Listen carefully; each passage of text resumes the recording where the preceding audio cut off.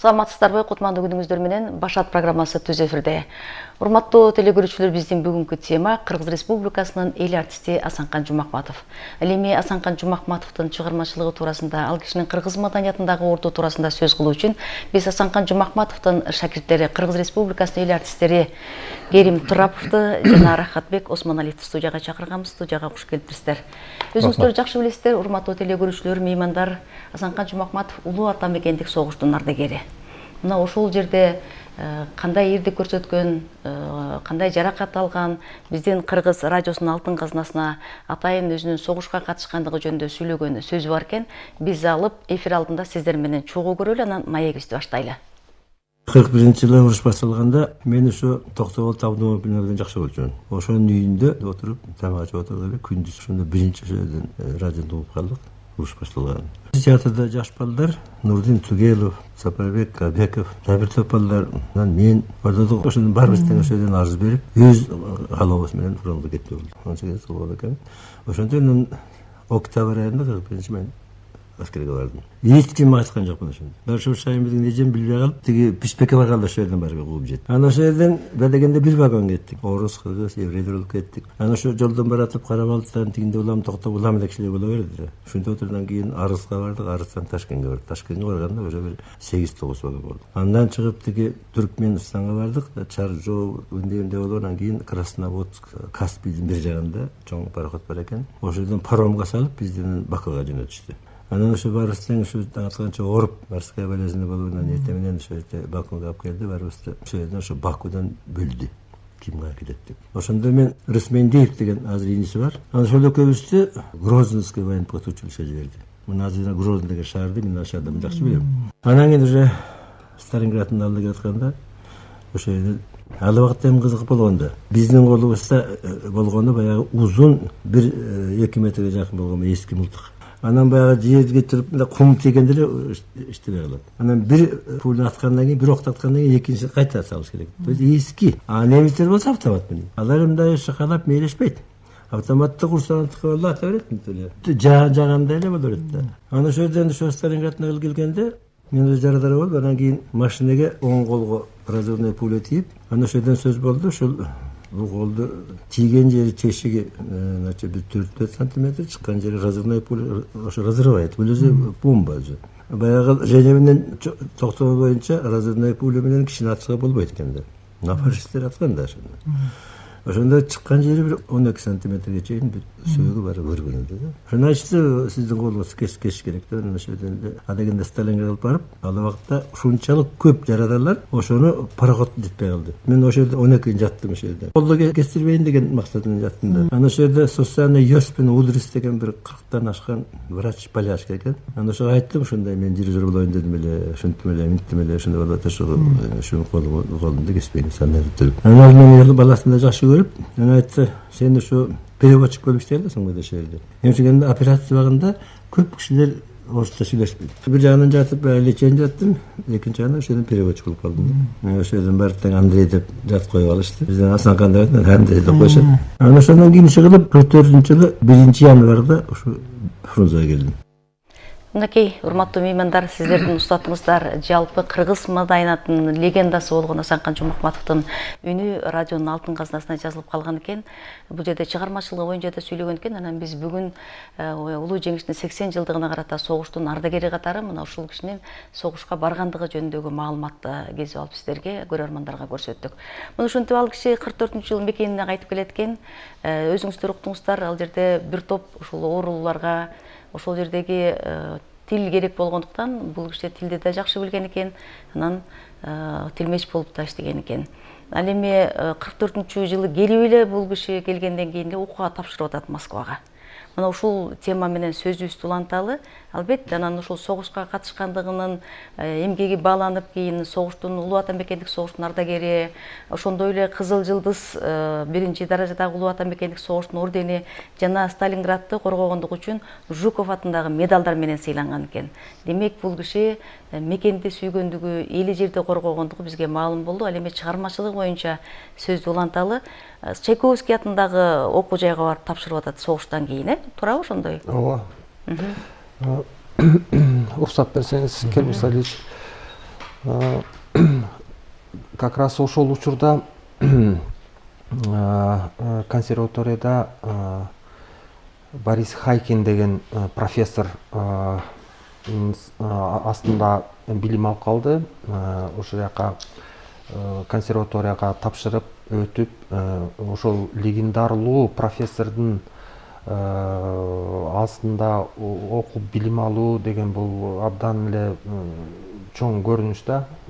Себеби дегенде мугалими көп жылдар бою Большой театрда, Московский госоркестрларда, ушул жерге чоң Немирович Данченко, берки Станиславский деген легендарлуу режиссерлор менен иштешип, чогуу иштешип, чоң көлөмдүү спектакльдерди, концерттерди өткөзгөн абдан белгилүү инсан болчу.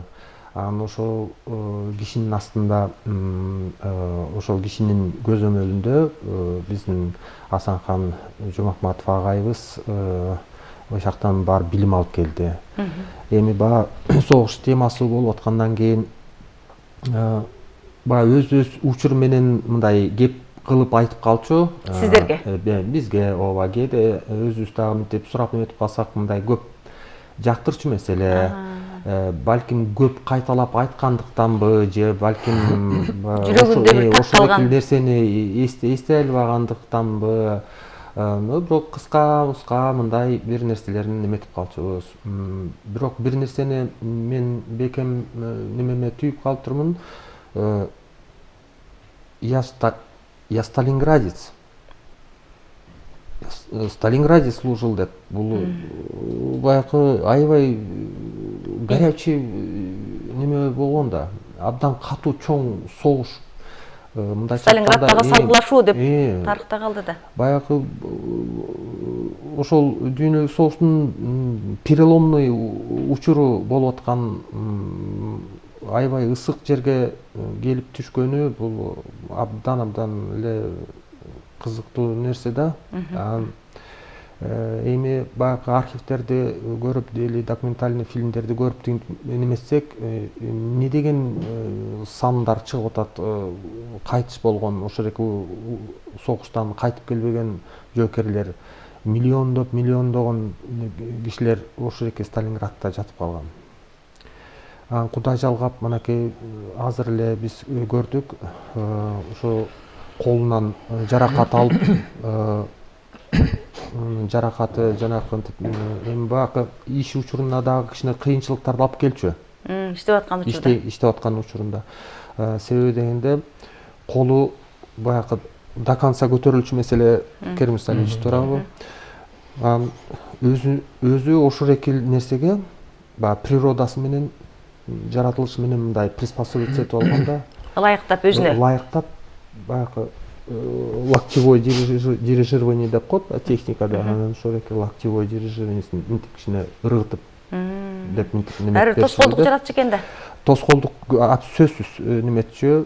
Даже тамак ичип отурганда ошол эки бир кол менен стаканды же кружканы чыныны кармап немесе, экинчи кол менен мындай жардам бергендей, мындай кичине бир аз мынтип тиреп мындай неметчү эле. Демек, бул киши мына ошол кыйынчылыкка карабай, ошол бир ден соолугундагы жаракат алганына карабай, кыргыз искусствосунда, кыргыз маданиятында легенда деген ат менен кыргыз маданиясына 50 жылдан ашык кызмат кылып, өмүрүн өрлөктө өткөрдү. Керим Салиевич, мына ошол согуштан келгенден кийин эле ал кишинин согуш учурундагы өзүнүн сөзүн укпадыкпы? Мен дирижер болом, колумду сактап калла. Демек, бул кишинин бала кезиндеги кыял орундалган экен деп мен ойлодум да. Бала кезинде кыялданып, анан ошол колунун жаракатын сактап калыңыздар, мен дирижер болом деген сөзү аябагандай, орусча айтканда, трогательный болду да. Ар бир кишиге бул келечектеги чоң дирижер болорун балким өзү элестеткен эместир, бирок дирижер болом деген максатына жеткендигин көрүп турабыз. Анан бул кишини биз ошол 58-жылдан баштап кыргыз маданиятында, кыргыз искусствосунда ордун кадимкидей көрүп атабыз да. Анткени Москвада өткөн декадада бул киши жетекчилик кылган экен. Туура. Бул киши ага чейин дагы Украинада жүргөндө дагы жанагындай өздүк көркөм чыгармачылыктарга катышып жүрүп, ошол жерде эле жанагы урма аспаптар ушуларды ойноп жүргөн да. Андан дээрлик 8 жылдай Украинада жүрүп калышпады. 38-жылы келгенде бул жерде дагы түз эле жанагы педагогический техникумду кичине окуп, анан түз эле оркестрде ойноп жүргөн.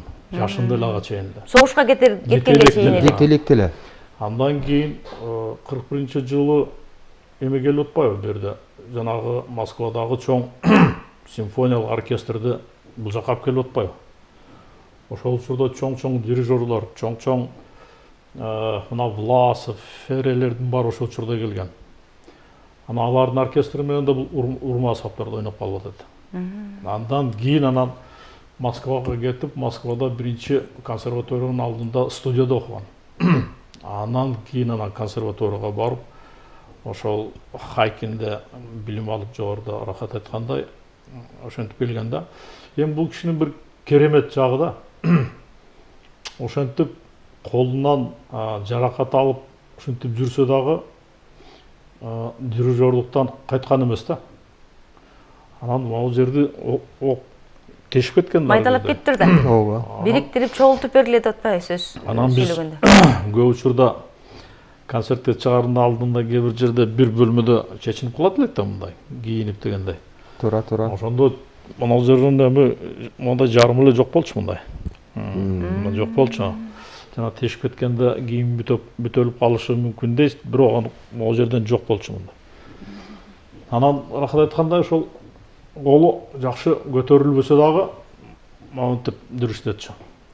Мындай жогору колу көтөрүлчү эмес. Ооба. Ошого карабастан жанагы чоң орусча айтканда выдающийся дирижерлор менен чогуу жүрдү да. Көп дирижерлор башында түшүнө берчү эмес. Анан бул киши өзүнүн таржымалын өмүр баян айтып бергенден кийин тескерисинче бул кишини аяп барыстан баары түшүнүп калчу да. Мына Орто Азияда деле Москва, башка жерлерде, көп жерлерде концерт менен барып калат элек. Анан кээ бирлер сурап калчу, что-то непонятно, колу деп. Анан түшүндүрүп бергенден кийин анан баары ошо аяп мындай жакшы башкача мамиле жасап калчу, бирок оркестрдин дээрлик баары түшүнөт болчу бул кишинин колун, туурабы? Ооба. Ар бир жестин түшүнөт болчу барысы. Анан оркестрде ар кандай балдар бар да. Бир кызыктуу бир эмелер көп болчу бизде. Бизде Ахмат деген бар эле. Агайды турап мынтип калды. Ошол учурда ага кирип келди. Кирип келди, анан туруп калды монткен бойдон. Анан баарыбыз каткырып күлүп жиберсек, давай продолжай деп калды. Дальше көрсөт деди. Анан ал тартынып туруп калды эле. Давай десе анан кубанып өзү тескерисинче сүйүнүп, анан ушундай эме болчу эми илгери мурдагы учурларда жакшы бир баягы сыйды көрсөткөн бул 100 грамм болчу. Жүр деди, бар кабинетке барып анан 100 грамм куюп берем деп анан кийин барып экөө отуруп ушундай далай жолу ошентип эме кылчу. Муну айтып атканым оркестрдин баары түшүнчү да. Баарысы тең түшүнүп. Анан мына Кыргызстанда дирижерлордон, ошол улуу кишилерден дээрлик, дүйнөлүк классикалык чыгармалардын жаралышы, таржымалы ушунчалык жакшы билчү ал киши. Өзүнчө эле угуп отура берсең, ошол дирижерлордун дагы өмүр баяндарын, анан кайсы чоң чыгармалар, эми кыргыздын чыгармалары болсо композитор башка, дүнүйөлүк, дээрлик чоң оркестрлерде ойнолуп жүргөн жанагындай бир тяжеловестердин баарысын тең таржымалын баарын билген. Бул эми муну айтып атканым ушунчалык өзү сүйгөн кесибин, ошонун артына түшкөн, колу жанагынча дагы болбостон өжөрлүк менен ушул иштеп жүрүп, музыканы багындырган киши да. Ошон үчүн чыныгы музыканы деп кыргыз же дүнүйөлүк музыкалардын дирижерунун пири деп атап жүрчү кээ бир кишилер. Ошол жазган жакшы чыгармалар бар, мындай бир жазган статьялар бар. Ырдын пири Рыспай Абдыкадыров десе, дээрлик искусство музыканын бир Асан Канжы Мухматов айтып жүргөн да. Ушундай жогорку деңгээлге жеткен өзүнүн аракети менен. акыркы күндөргө чейин айтчу мен дирижердук пультта туруп өлөм деген. Өзүнүн сөзү бар экен ошондой. Өзүнүн сөзү бар ошондо. Өзүнүн статьясы да бар экен, ошондо берген маеги да бар экен. Мен ошо дирижт этип атып, анткени Хайкинде ошондой болгон, Хайкинде ошол пультта кеткенде, кетпесе дагы кулаган, аны алып кетишкен. Кечиресиздер, сөзүңүздөр оозуңуздарда болбосун, биз түз эфирде болгондуктан байланышка чыгып угармандар суроо коюп пикир жаратышы мүмкүн. Азыр көрөрманды кабыл алып, анан маекти уланталы. Сизди угуп атабыз, саламатсызбы? Сиз түз эфирдесиз, Башат программасында. Алло. Угуп атабыз, сизди, айта бериңиз оюңузду. Алло, саламатсызбы? Саламатсызбы? Башат программасы бул. Ооба, айта бериңиз, угуп атабыз сизди. Назарайым, сизби? Чынарамын, биз Асанкан Жумакматовдун чыгармачылыгы, өмүр жолу жөнүндө сөз кылып Башка атабыз. программа, мен башкача болду. Сиз кайрадан байланышка чыгыңыз, эгерде сизди кызыктырган суроо болсо, албетте сөзүңүздү улантып берсеңиз, кызыктуу ойду айтып атты элеңиз. Ал кишинин берген маеги жөнүндө сөз кылып атканбыз. Мен пультта туруп узайм деген сөз эле. Өзүнүн бир ушунчалык берилгендиги да, өзүнүн кесибине. Көбүнө эле айтчу. Мен пультта туруп, ошол жерде сахнада туруп өлөм деп. Ушундай бир тилеги бар болчу. Бул тилек жөнөкөй эмес да, бул деген 100ге чыгам, 105ке, 110га чыгам, анан ошол жерде дегендей болчу да. Анан бул кишинин ошол качып болуп кеткени ошол бир кырсыктап кетти. Кырсык болуп калды да. Кырсык бир жок жерден болуп калды. Болбосо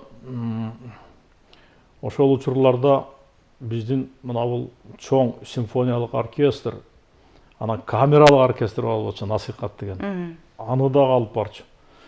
Анан андан сырткары эл Карамолдо атындагы эл аспаптар оркестринде да ушинтип жүрдү да. Анан күндөрдүн биринде экөөбүз сүйлөшүп калып, мен айттым. Агай дедим.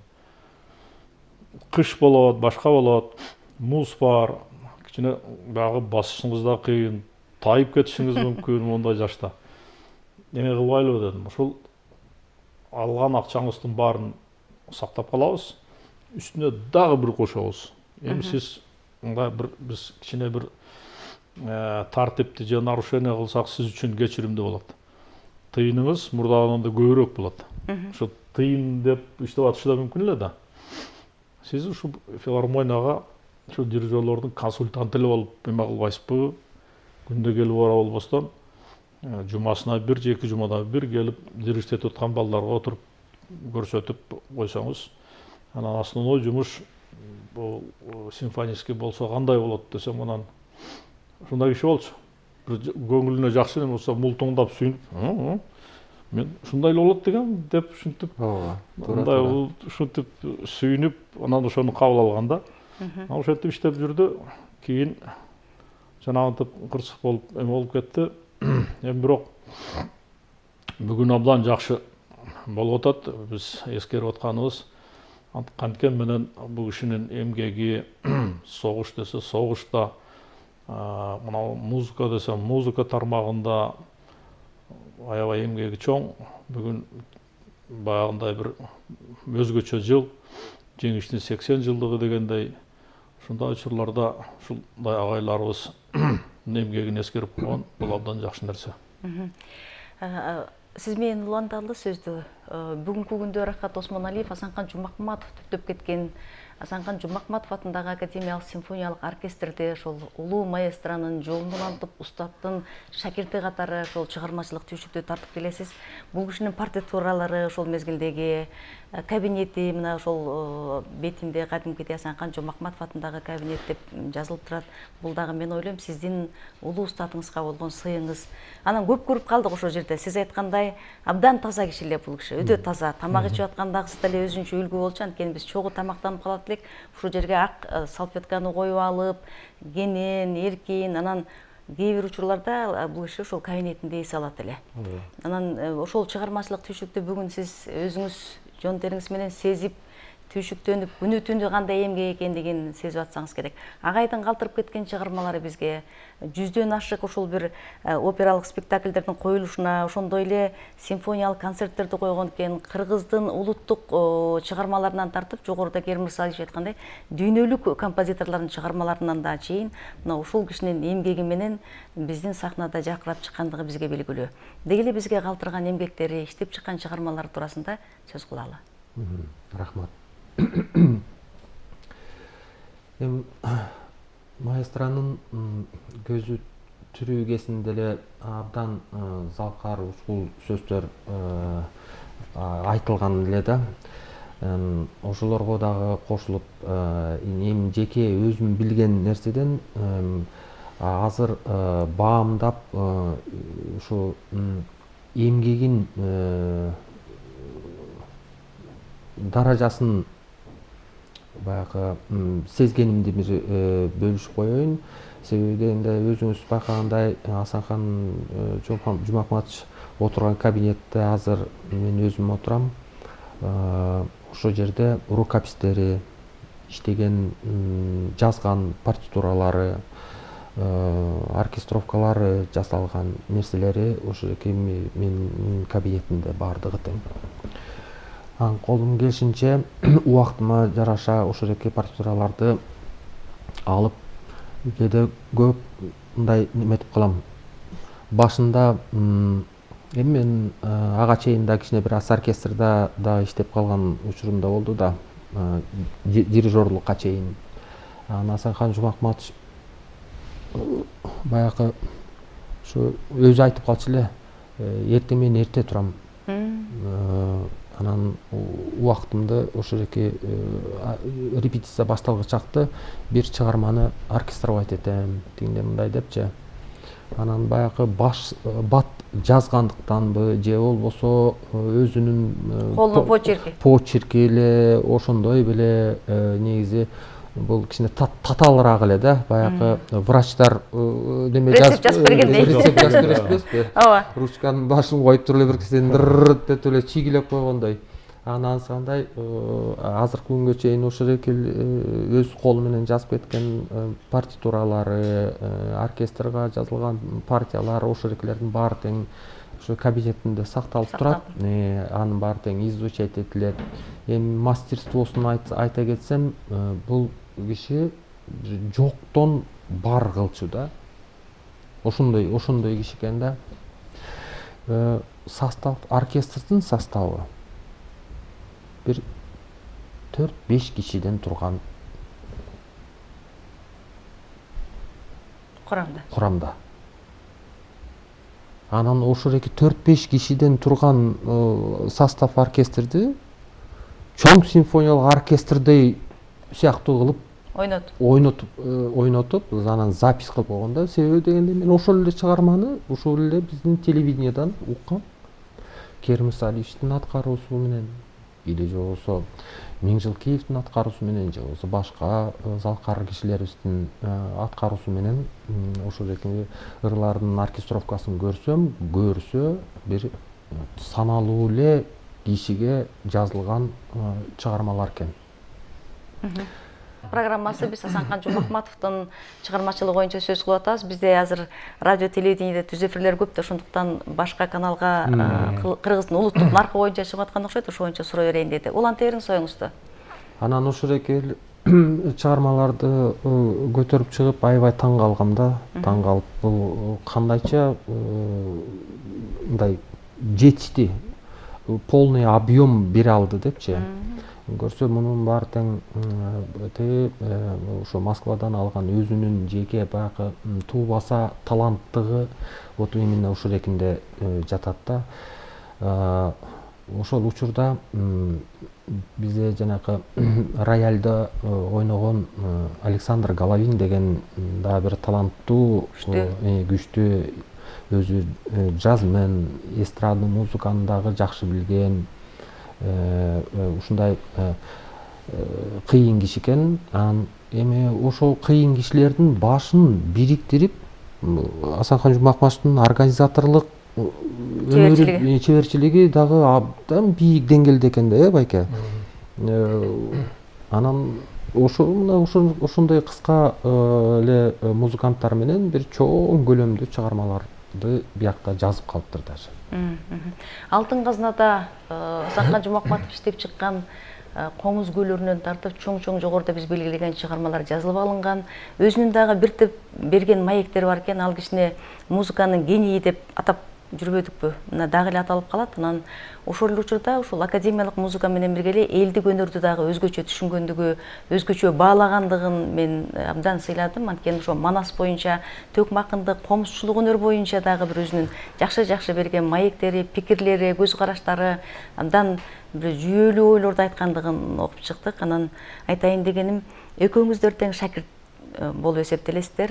Анан сиз ошол кишинин бир жакшы жигердүү бир чыгармачылык берген колдоосу менен, ою менен мен ойлойм ушул Керим Турап ушул оркестр менен бир жогорку деңгээлде ырчы катары өзүн таанылтты болуш керек. Өзүңүз айтарсыз. Анан ал кишинин ушул музыканттар менен иштешүүсү, айрыкча сиздердей солисттер менен иштешүүсү кандай эле? Менимче бул киши өтө жумшак болсо керек эле мүнөзү.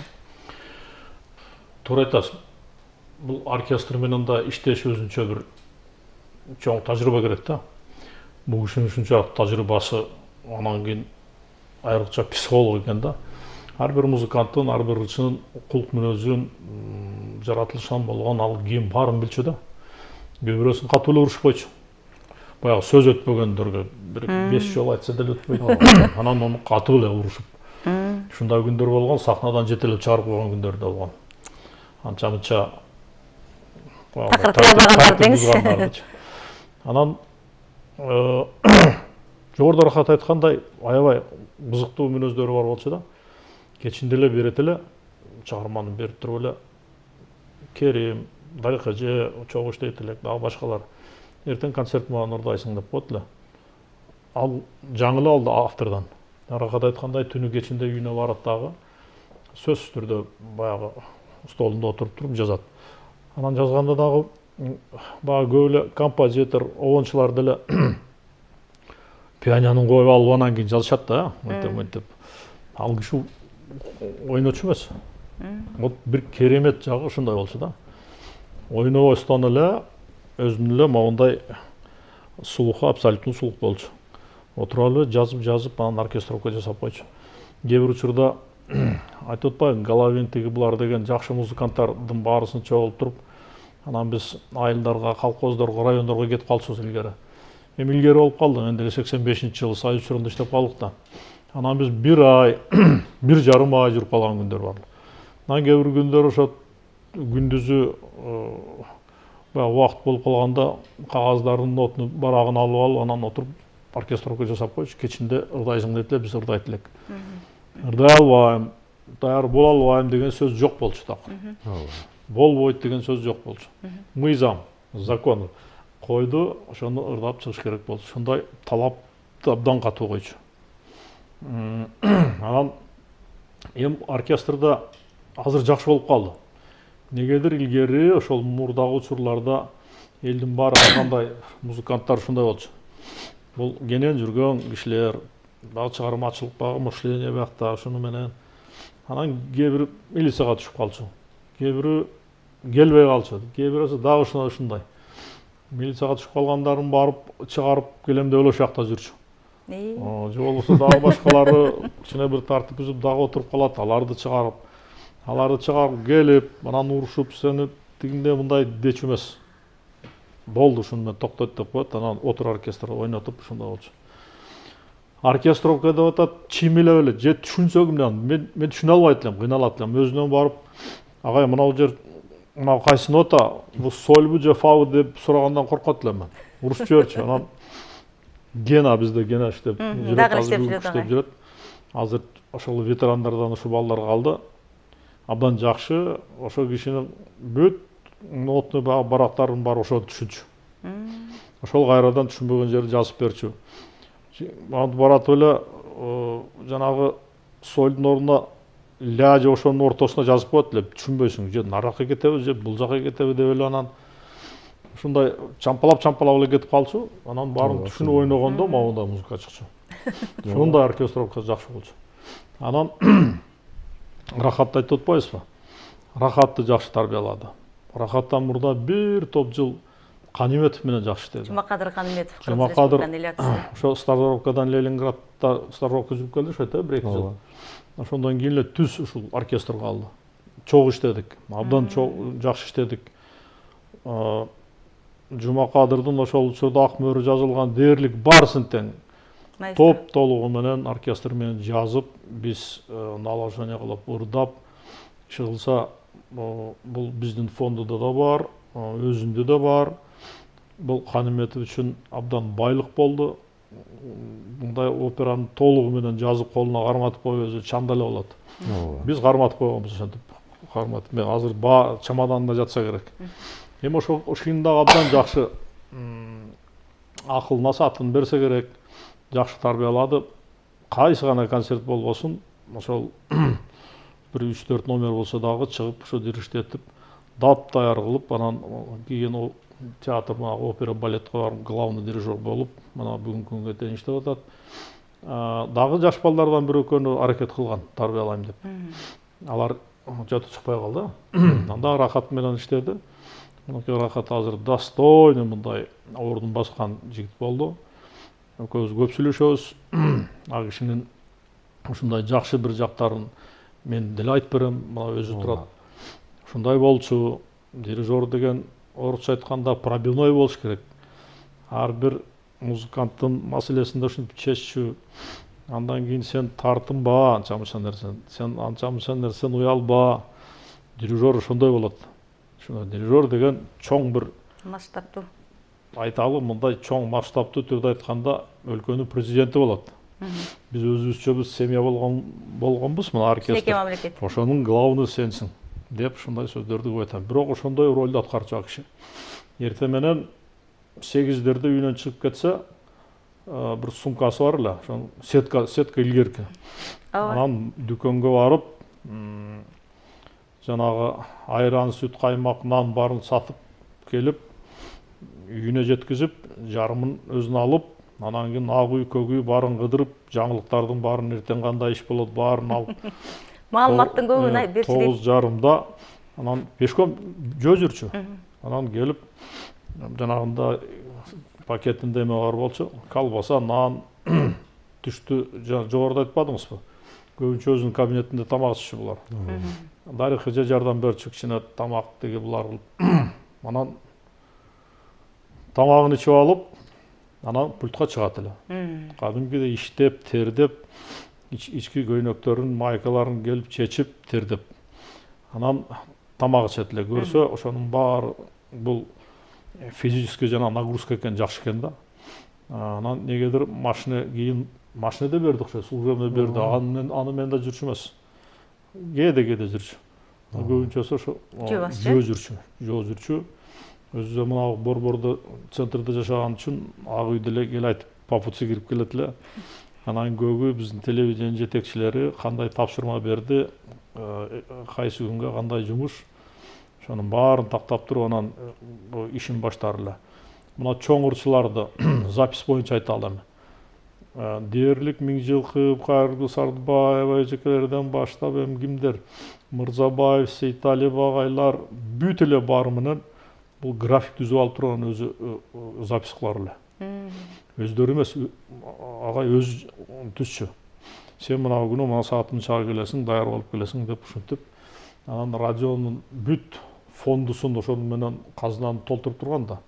Сиздер деле ошол учурда күнүнкү жазган багы жаңы чыгарманы күндө эфирге чыгарып турчусуздар, ошол айтачы. Ошондой бизге дагы ошондой болчу. Биз дагы план менен иштейт элек. Эми чыгармачылыкта план деле болбош керек, бирок ошондой тартип менен иштечүбүз. Сөзсүз түрдө репертуарды жаңыла, жаңы ырд таап кел, жаңы чыгарма таап кел, ал классика болбосун, ал жөнөкөй чыгарма болбосун элдик. Ошолорду бизди таап кел деп, анан биз таап келип, жана жогоруда өзүңүз айткандай, анан бат-бат эле оркестровка жасап, эртеси тим эле башы свежий. Анан бир эмес ушундай болчу да. Барат да бул киши уктаганда сквознякка жатчы, сквозняк, терезенин түбүндө ошондой болчу. Неге эч качан сквозняктан ооруп калдым Салкындыкты аябай жакшы көрчү. корчу эмес да. Ушундай дагы ден соолукту өзүн ошого көндүргөн экен да, жогоруда суу баягы бир кеп кылып кетпедикпи, сууга түшөт экен деп. Бул киши терезени ачып туруп, терезенин түбүндө жатып, эс алып, биртеси свежий ооруп жатканга келип, анан оркестр менен иштейт эле. Муздак суу менен куюнуп, анан кышында болсо жеңил ветровка кийип туруп эле башына жылаң башына да эчтеке кийбей жуунуп алып туруп эле. Ошентип эле немеге жумушка басып келатканын көрүп калчубуз да. Демек ден соолугуна дагы жакшы караган экен да. Анан мынакей жогоруда айтпадыбы, бир топ инсандардын ысмы мына ушул Асанкан Жумакматовдун ысмына байланыштуу Кермес Алиевич туурабы? Анткени ошол киши жогоруда тапшырма берип, анан ар биринин аткарган чыгармасына көңүл бөлүп, анан ошол ырчылар аткарган чыгарма бүгүнкү күндө классикага айланып, кыргыз музыкасынын байлыгы, мурасы болуп отурат. Сиз белгилеген улуу инсандардын бардыгын ушул Асанкан Жумакматовдун эмгеги зор десек болот. Алардын сахнага чыгышына, ушундай бир классикалык ырларды аткарып, анан өздөрү дагы өтө чоң бир чыгармачылыкта ийгиликке жеткендигине Асанкан Жумакматовдун эмгегин баса белгилеп кетишибиз керек. Сизди жеке өзүңүздү, мен ойлойм, жогоруда Кермес Алиевич айткандай, айтпадыңызбы, достойный деп, бүгүнкү күндө Асанкан Жумакматовдун түптөп кеткен оркестрин чын эле ушул бир эмгек менен ошол кишинин ысмын бир бийикке жеткирүү үчүн аракет кылып бүгүн иштеп атасыздар. Анан сиз менен жеке мамилеси, сизди ошол пультка отургузушу, сиздин келечектеги дирижер болгонуңузду дагы ал киши көрө билген болуш керек. Балким себеби бул дирижерлук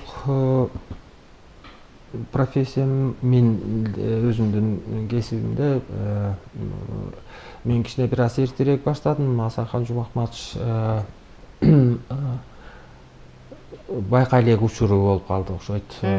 Чуйский камерный оркестр деп, баягы мен да өзүм максатым бар эле ушундай бир өзүмдү байкап көрсөмбү, бир жөндөмүмдү сезгендей болуп, анан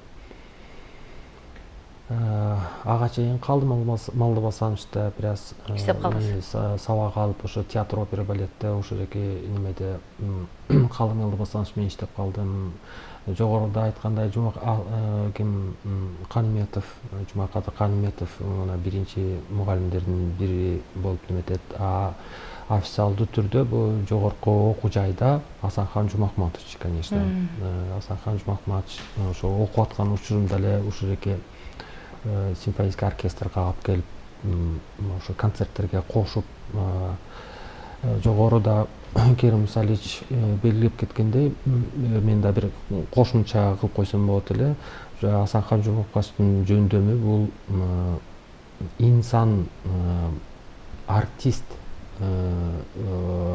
чыгармачыл кишилерди даярдаганды,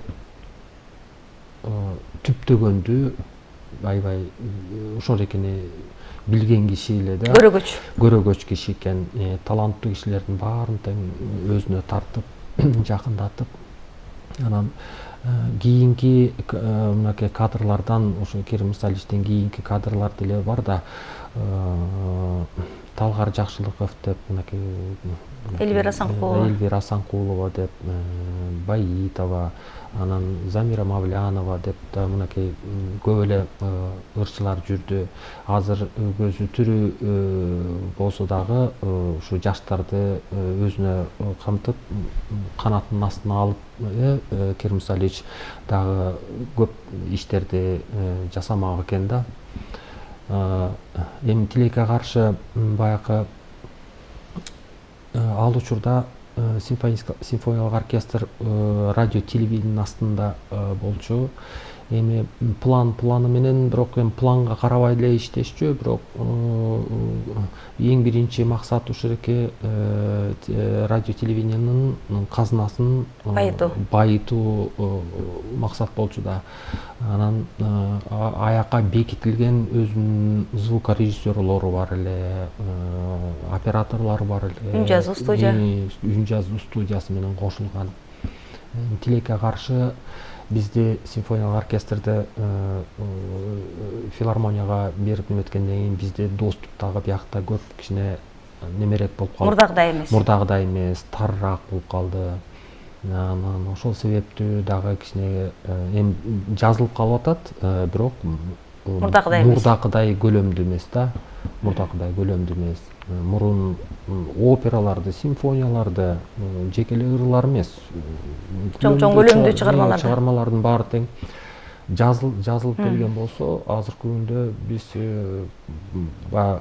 радиоспектакль, конечно, мен балетный музыканы жаздым, радиоспектакль, 3 радиоспектакль жаздым. Андан тышкары дагы симфонический поэма, симфонический картиналардын баары тең жазылды, көптөрү, көптөгөн толук кандуу Жылдыз Малдыбаева эженин бүт чыгармаларынын баары тең башынан аягына чейин ошол эки немеде башка жерде жүрсөк дагы биз ушу радио телевиденияга азыркы күнгө чейин. Гермес Алиевич, жогоруда сиздер жакшы баса белгиледиңиздер ал кишинин көрөгөчтүгү жөнүндө. Кандай ырчы чыгып өсүп келаткан болсо, ошонун үнүн тандап алып, анан алып келип, ал кишини ыйлеп сахнага бир жылдыз кылып алып чыгып койду. Азыркы тил менен айтканда, сиздин Асанкан Жумакматов менен болгон чыгармачылык мамилеңиз, сиз өзүңүз келдиңизби же сиз Асанкан Жумакматов таптыбы ушул ырчылардын арасынан? Мен буга чейин деле айтып жүрөм. Түздөн түз менин чыгармачылык өмүрүмдө мен жолумду ачкан деп айтсак болот. Мага бир багыт берген, колдогон ушул киши болгон. Мен окуп жүргөндө 3-курста, мен уже 3-курста 4 жыл окуган болуп калдым да, мен подкурсада окугам да. Ошондо эле улам барып жаңы ырчыларды угуп, ырчы балдарды, кыздарды угуп, ошо тандап эле жүрчү. Күндөрдүн биринде дагы ошондой болду. Анан мен чыгып ырдадым. Менин бир телефилмде жазылган. Барсам Керим ооруп атыптыр, бирок чыгып ырдады. Мен түшүндүм, что анда бир баягы үнүндөгү бир жакшы материал бар экенин байкадым да, анан мен чакырдым, жумушка алдым деп атпайбы. Ошо 85-жылы мен атайын ушул жака алып келип, эмеге камерный хорго бир убактылуу киргизди.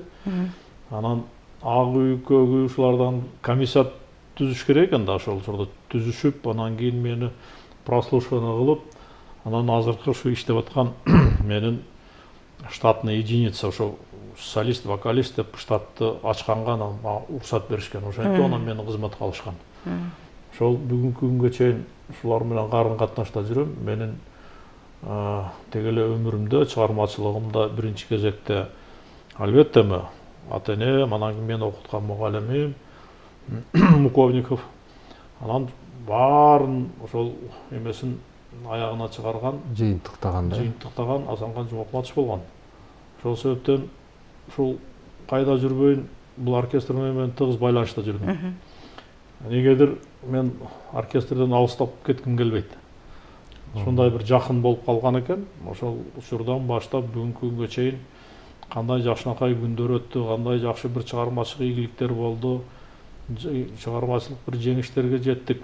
Ошонун баары ушул оркестр менен байланышта да. Ошол себептен мен кайда барбайын, кайсы күн болбосун дайым буга чейинки деле бир эмелерде уксаңар керек.